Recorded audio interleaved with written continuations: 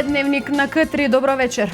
Официјално започна производството на електрична енергија во мини проточните хидроцентрали во Крива Паланка.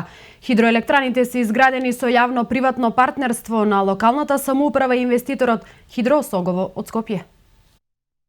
Официјално започна производство на електрична енергија во мини проточните хидроцентрали на цевководите на потегот од Калин Камен, главен резервоар во Крива Паланка и стелостанци фабрика за вода во Крива Паланка.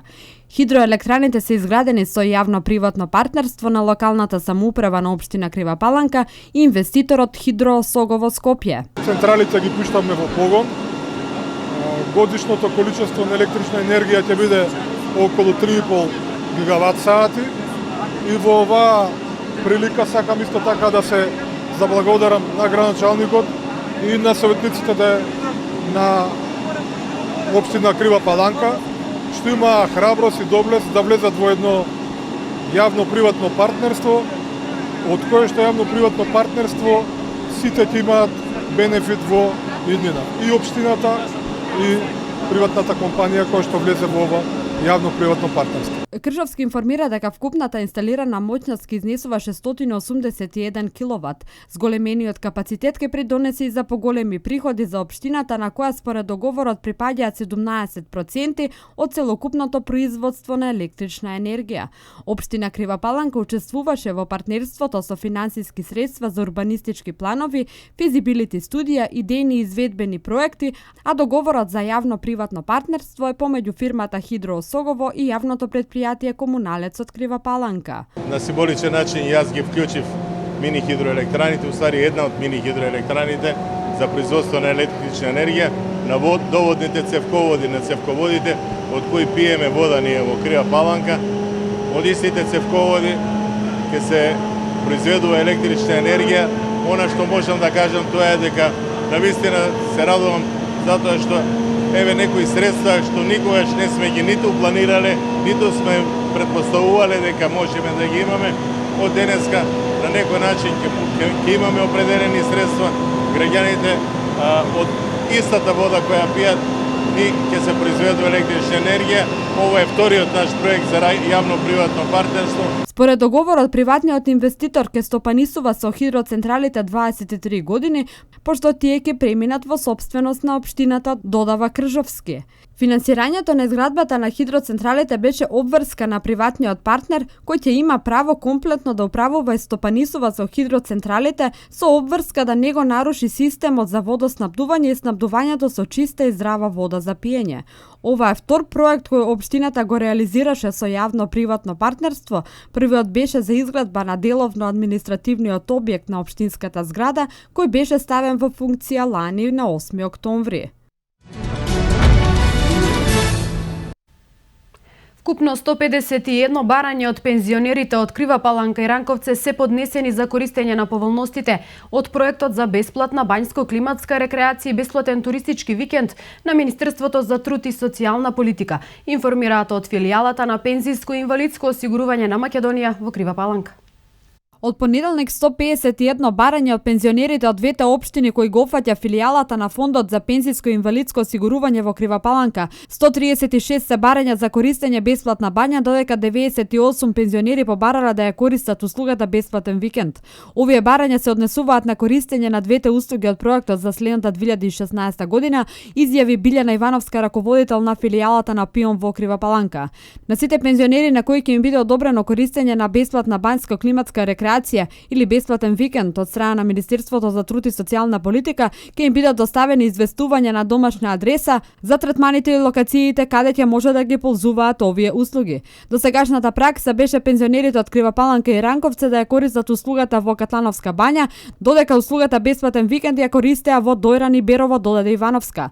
Лани вкупно 65 пензионери од општина Крива Паланка и Ранковце ги искористиле поволностите од проектот за бесплатна бањска климатска рекреација, а Министерството за труд и социјална политика од оваа година воведе и бесплатен туристички викенд за корисници на пензија. Во пресрет на големиот празник во Република Македонија 11 октомври, боречката организација од Куманово традиционално и оваа година одржа редовна седница во пресрет на овој празник. За значењето на 11 октомври пред нашата камера зборуваше првиот човек Спироз Зафировски. Може да кажам најкратко што на 11. октомври 1941 година беа извршени сите подготовки за излегување на партизански одреди. И на 12. октомвр 1941 година излегува два партизански одреди од Куманово, Козјачки и Карадачки. Иако одредите за релативно кратко време од бугарската фашистичка војска и полиција беа разбиени, ама не и уништени. Проктеви, односно идеја за понатамашната борба против окупаторот и домашните предавници продолжи. Интензивно се работеше после разбивање на одреди, интензивно се работеше во Куманово во организирање на поново излегување на нов одред. И такво нешто, благодарение на Панче Пешев, кој беше член на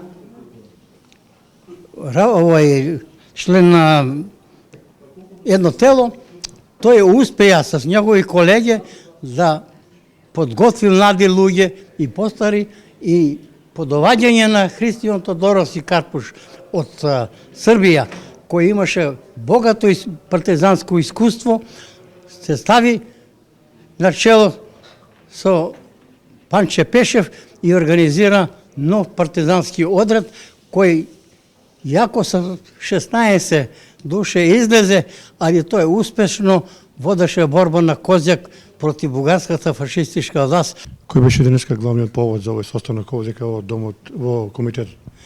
Овде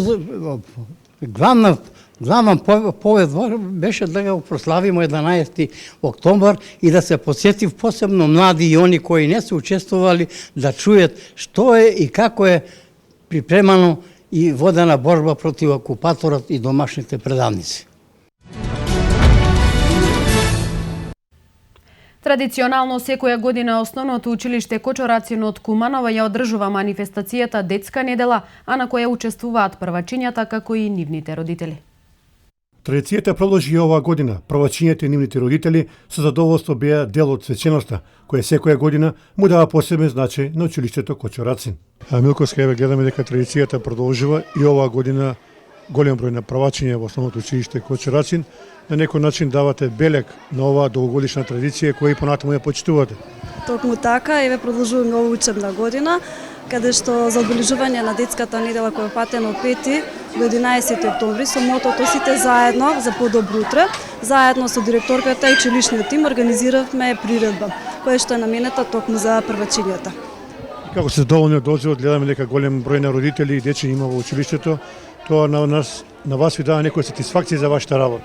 Секако задоволни сме, самата изведба и приредбата и посетеноста покажува токму за тоа. И она што е најважно, дали оваа традиција ќе продолжи во наредните години?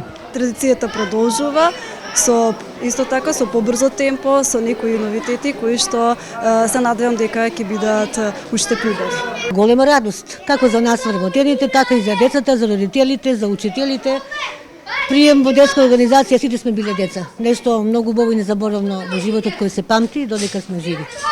И до крајот на годината имате уште многу активности кои ќе дадат белег во вашата работа, па да ни кажете во кратки црти што ќе работите. Имаме така, следува патрониот празник на училиштето на 27 ноември, потоа во второто полугодие во мај ги чекаме нашите гости од Анталија, од Турција, збратиме на училиште, приватно основно училиште Синар коледж од Анталија и така, текомни активности.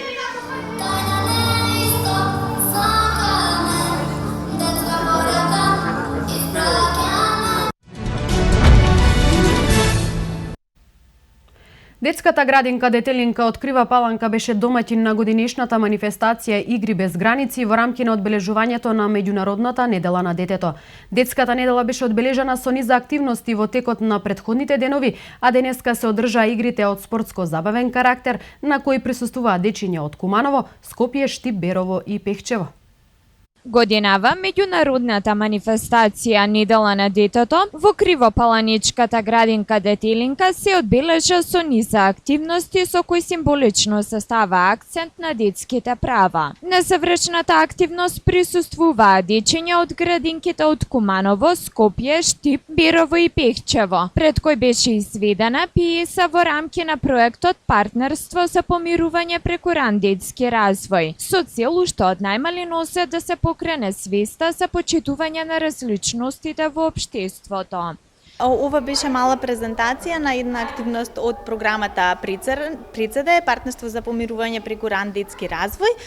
Целта беше, овие 4 колишки, кои што ја презентира активноста преку нашите персонализирани кукли. Тие се 4 кукли кои што имаат свој идентитет, своје име и никогаш не го менуваат. Али, Ајше, Александар и Јана. Целта е уште од најрана возраст преку овие кукли и други активности, бои, коцки, да ги учиме децата уште од најрана возраст да се почитуваат меѓусебно без разлика на разликите кои што постојат во општеството и во светот. Важно е да ги прочитаме емоциите и да ги научиме другите деца да ги прочитаат емоциите кај своите другачиња. Тоа е нешто позитивно кога ќе порастат да знаат како да ги препознаат емоциите кај возрастните, дали треба да ги покажат своите емоции. Па и не е срамно да се покажат емоциите. Ги учиме дека е нормално и да си среќен, и да си тажен, и да си луд. Нормално, емоциите не треба да се кријат. Колку ги криеме, гневот го акумулираме во себе и потоа настануваат агресивни деца и настануваат други проблеми. Целиот акцент во овој проект се дава на емоциите. Прославата по повод детската недела продолжи во спортски дух под мотото Игри без граници. Во спортската сала Петар Попарсов, најмалите кривопаланчани и нивните гости се забавуваа и надпреваруваа во разни спортски игри, а на крајот добија и пехари. Детската недела ја одбележуваме 5 дена во текот на оваа полна недела во месец октомври, првата недела во месец октомври, и овој последниот ден во петок се договоривме со нашите градови соработници да ја одбележиме преку Игри без граници, на кои присуствувате вие самите денеска. Игрите традиционално ги одржуваме 15 години, можеби и повеќе, и ќе продолжат и понатаму. Соработката е на големо ниво, се дружиме, дечињата ги шират пријателството, спортските активности ги почнуваме од најмали нозе, а кадарот што работи во градинките ги користат овие моменти за размена на искуства. Детската недела традиционално се одбележува секоја прва недела од месец октомври и преку истата децата од различни средини се дружат и забавуваат, а исто така се промовираат и нивните права. Сописателката Ксенија Маказлиева Трајчева во градската библиотека Тана Ѓорѓиевски беше организирана работилница за деца. Во склоп на ова работилница таа ја промовираше својата нова книга Спирко Немирко. Во градската библиотека Тане Ѓорѓиевски беше организирана работилница со авторката Ксенија Маказлиева Трајчева, која промовираше својата нова книга Спирко Немирко.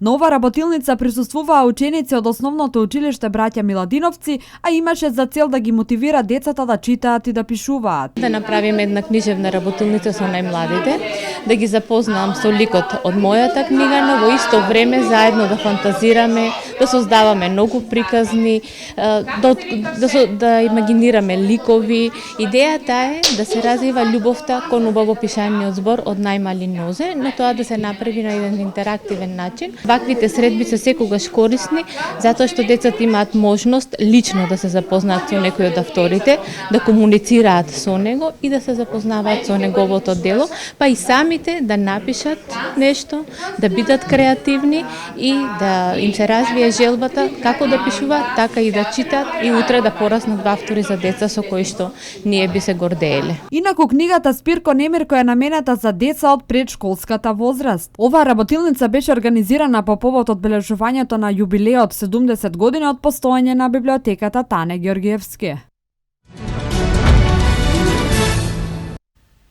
Штипскиот театар Ацо Шопов со представата Лулка се представи на фестивалот Денови на комедија. Представата е сплет од неколку народни приказни од Марко Цепенков, но и од богатата културна ризница со која располага Македонија.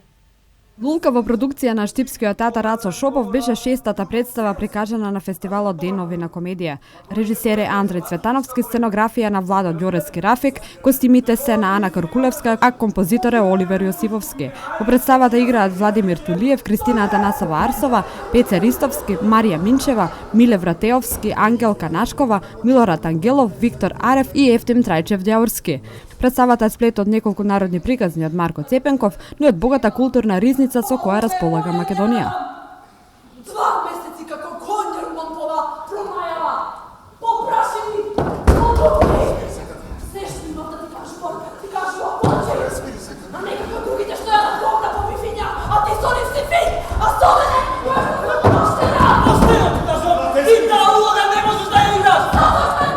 Лулка е создадена од сите чинители на представата и представува една колективна представа во која актерската екипа дише како еден организам. Задоволен сум, доста публика имаше и ужива.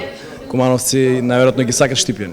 Беше супер, многу се забавувавме додека го правевме опуштено, релаксирано, скроз режисерот Андреј Цветановски е на представата и тој беше исто така задоволен од екипата и најверојатно пак ќе соработуваме. Одлично, јас одлично си поминав малку. Така, сега приказни се такви, еве сега разговарав со една колешка, тоа се одбрани приказни по Марко Цепенков и ги прераскажуваме. И сега на моменти, нели, не е тоа класична комедија, меѓутоа ја баравме комиката по приказните од народот, оставени, мудроста на равоучението. И сега, нели, колку излегло комично, имаше доста комични моменти, задоволен сум. Уште 9 представи останаа да се прикажат на фестивалот. Државен Лопов во продукција на Театарот на Босна и Херцеговина е следната представа. Во Младински културен центар Козјак на 13 октомври во 19:30 часот ќе биде отворен 11-тиот фестивал на нов германски филм со филмот Роден во болка. Фестивалот ќе трае до 17 октомври, при што ќе бидат прикажани 6 филма од повеќе жанрови. Во организација на амбасадата на Германија од 13 октомври во Младински културен центар Козјак во 19 часот и 30 минути ќе биде отворен 11-ти фестивал на нов германски филм. На самиот фестивал ќе бидат прикажани 6 филмови, од кои 2 детски, трилер, драма, комедија и криминалистички филм. Фестивалот ќе започне со емитување на трилерот Роден во болка од ТВ серијата Место на злосторството. Ние како Младински културен центар или како град Куманово се вклучиме пред 3-4 години и еве сега 4-та година како го организираме овој фестивал на нов германски филм. Тоа се филмови направени 2014-2015, зборувам за овие што ќе бидат прикажани, значи најнови филмови од повеќе содржини и жанрови на филмови.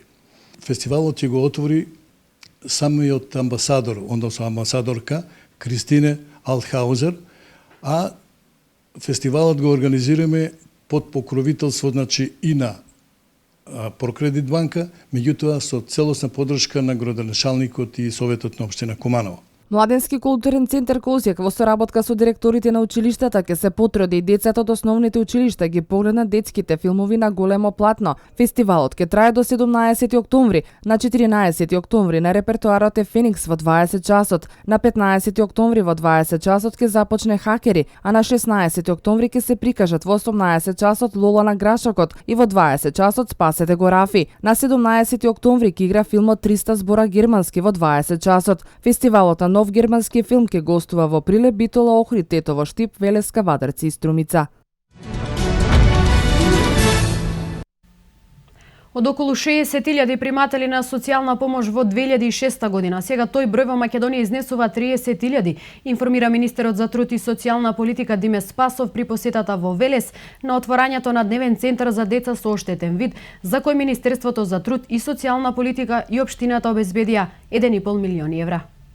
Во 2006 година бројот на приматели на социјална помош изнесувал 60.000, сега тој број е намален на 30.000, информираше министерот за труд и социјална политика Диме Спасов при посетата во Велес на отворањето на дневен центар за деца со оштетен вид, за кој Министерството за труд и социјална политика и општината обезбедија 1,5 милиони евра. Намалување на бројката резултат на мерките и политиките на владата на Република Македонија за зголемување на бројот на работни места, за привлекување на странски инвестиции и на активните мерки за вработување вработување, рече Спасов. Тој потсети дека токму преку проектот Македонија вработува им се возможува значителна поволност на приватните компании, доколку вработат лица со посебни потреби. При тоа имаат можност да бидат ослободени од социјалните придонеси. Тоа е многу важно за овие лица со посебни потреби, како и за компаниите, истакна министерот Спасов.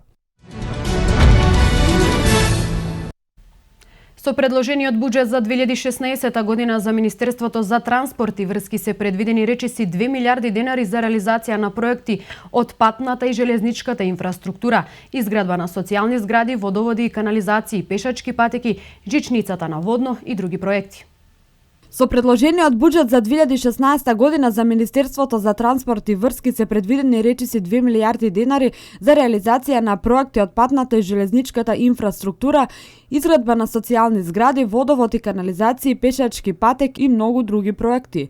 Овие средства ќе се користат за реализација на започнатите проекти, но исто така и за почнување нови, што сме ги ветиле во нашата програма, наведува во интервју за МИА министерот за транспорт и врски Владо Мисајловски. Резултатите од тековните градежни активности, посочува Мисајловски, се видливи на терен. Во тек е изградба на 155,7 километри нова автопатска мрежа, инвестиција од околу 800 милиони евра. Од изградбата на автопатот Демир Капија Смоквица во должина од 28,2 километри со инвестиција од 210 милиони евра, прогресот на работите е 65,5%, а на новиот автопат Миладиновце Штип, кој треба да биде долг 47 километри со инвестиција од 206 милиони евра, прогресот е 20%. На автопатот Кичево Охрид, пак во должина од 57 километри, инвестиција од 374 милиони евра, прогресот е 7,7%. Во тек се активности за рехабилитација на автопатската делница Велес-Катланово во должина од 23,5 километри. Инвестицијата е вредна 5,6 милиони евра, а рокот на завршување е ноември годинава, вели Мисаловски. Во делот на регионалните и магистралните патишта, посочува, во тек е изградба и рехабилитација на околу 100 километри патна мрежна инвестиција од 37 милиони евра. Во тек на овој и следниот месец, како што најави, ќе започне обнова на 6 регионални патни правци во должина од 73 километри, во што ќе бидат вложени 10 милиони евра. Меѓу другото, Мисајловски најавува дека годинава ќе бидат реконструирани 46 локални патишта во 36 општини во вредност од 7,2 милиони евра. Досега завршени се 28 локални патни правци, а во тек е реконструкција на 17.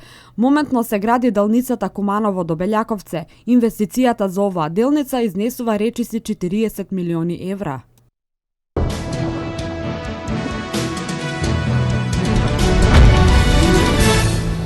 Шефот на словеничката дипломатија предупредува на нов поголем бегалски бран. Следуваат вестите од светот. Словенија успешно одговори на првиот поголем прилив на бегалци, но сега може да се очекува нов бран, уште поголем, предупреди словенечкиот министер за надворешни работи Карл Ерјавец. Тој на конференцијата за бегалци и миграцијските текови во источниот Медитеран и Западен Балкан, кој се одржува во Луксембург, истакна дека ваквите очекувања се заснуваат врз податоците од грчко-македонската граница, која вчера ја преминале 10.000 бегалци. Ерјавец нагласи дека Словенија би можела да се најде во проблеми и доколку унгарскиот премиер Виктор Орбан го спроведе планот за затворање на границата со Хрватска. Факт е дека во Србија има околу 150.000 бегалци, а дека грчко-македонската граница ја преминале нови 10.000 лица. Сите овие луѓе одат некаде, истакна шефот на словенечката дипломатија, додавајќи дека развојот на ситуацијата зависи од потезите на Германија, Австрија и другите земји кон кои се упатиле бегалците.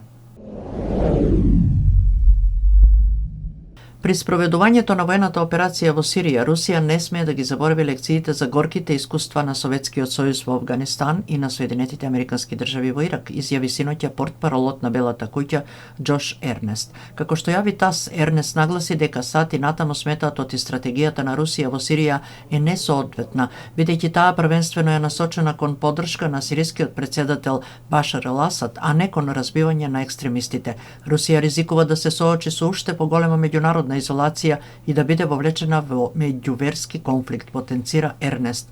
Тој оцени дека Русија не може или не сака да прави разлика меѓу целите во Сирија, обвинувајќи ги руските сили дека повеќето од нивните воздушни напади биле извршени во реони под контрола на умерената сириска опозиција, каде нема припадници на джихадистичката група Исламска држава.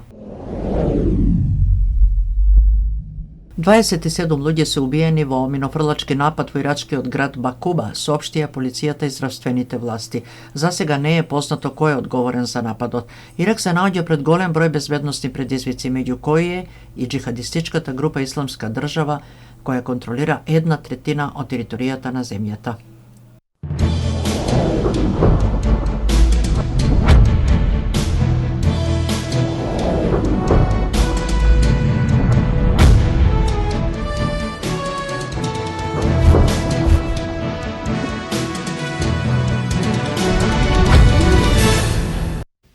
Ракометарите на Вардар по одличниот старт во Лигата на шампиони, каде остварија 3 победи, со голем оптимизам го пречекуваат следниот предизвик. Утре во Скопје ќе гостува незгодната германска екипа Райн-Некер Левен, а љубителите на ракометот повторно ќе имаат можност да уживаат во врвна представа. Македонскиот ракометен шампион Вардар в сабота во Јане Сандалски го игра четвртиот дуел од Лигата на шампионите. Противник ќе му биде Райн-Некер Левен. Од таборот на Вардарци на денешната пресконференција упати апел на навивачите да исполнат салата и да им дадат подршка на црвено-црните во текот на сите 60 минути во обид да се стигне до четвртата победа. Мислам дека имаме многу добра ситуација со 6 бодови на превори, но сега играме против Райн-Некер Левен. Тоа е најдобрата германска екипа. Вчера играше многу добро против Кил и победи, а јас мислам дека ќе освои титулата во домашното првенство. Ќе биде тешко и затоа ќе ни биде помош од публиката многу потребна. Имаме мали проблеми со повредите на Караджич и Дибиров од претходно, а сега со Стоилови со Марсенич. Сепак мислам дека ќе бидеме комплетни и подготвени затоа што за нас овој меч ќе биде многу важен. Не треба да размислуваме за ланските победи против Райн-Некер Левен, затоа што лани е лани и оваа сезона различна изјави тренерот Раул Гонзалес. На преворот се игра утре во 17:30 минути, а на ракометарите на Вардар да им посакуваме многу среќа и да не изредуваат со четвртата победа.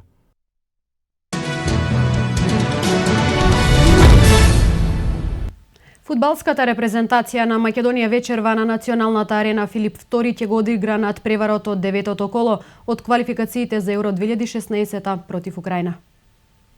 Основна цел на избраниците на селекторот Љубинко Друловиќ е да се постигне позитивен резултат и со тоа да се избегне последната позиција во групата С. На денешниот дуел адресот на репрезентацијата ќе се прости голманот Томе Пачовски, кој досега има одиграно 47 надпревари во сите национални селекции на Македонија. Вечерашниот ривал Украина се наоѓа на третата позиција на табелата со шанса да избори директен пласман на Европското првенство. На вчерашниот преснивниот селектор Михајло Фоменко истакна дека во оваа група нема слаби репрезентации и дека има целосен респект кон Македонија. Покрај дуелот Македонија-Украина од оваа група се играат и надпреварите Словачка, Белорусија и Шпанија, Луксембург. Почетокот на дуелот е закажан за 20:45.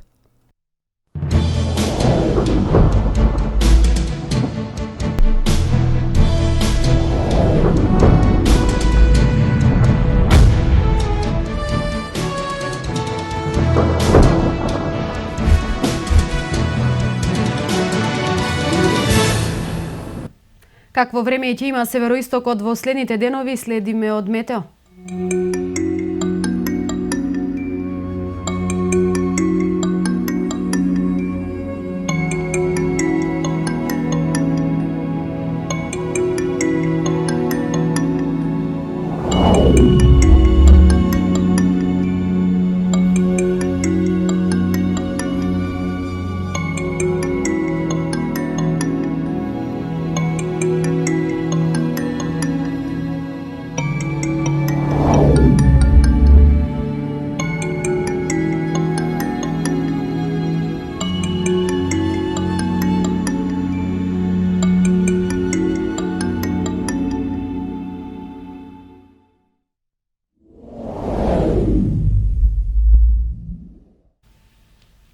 Тоа беше се во последното издание на Дневникот. Ви благодарам што не следевте. Пријатна вечер.